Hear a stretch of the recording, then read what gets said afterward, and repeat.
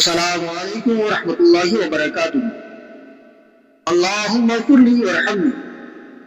فضالہ بن عبید سے مروی ہے کہ حضور اکرم صلی اللہ تعالی علیہ وسلم تشریف فرماتے کہ ایک شخص مسجد میں داخل ہوا اور نماز پڑھی، پھر نماز کے بعد یہ دعا پڑھی، اللہم اغفر لی ورحمنی۔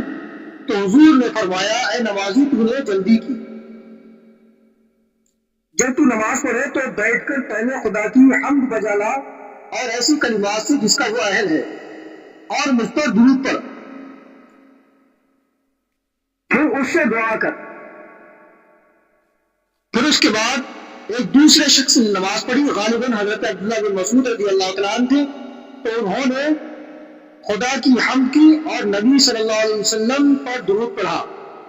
تو حضور نے فرمایا، اے نمازی، اے نماز پڑھنے والے، اب تیری دعا قبول کی جائے گی۔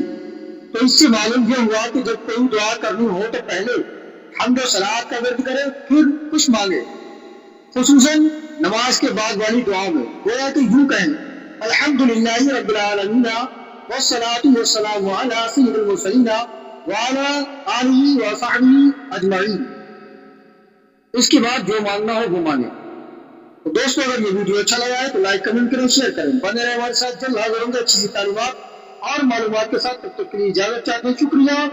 السلام علیکم ورحمۃ اللہ وبرکاتہ۔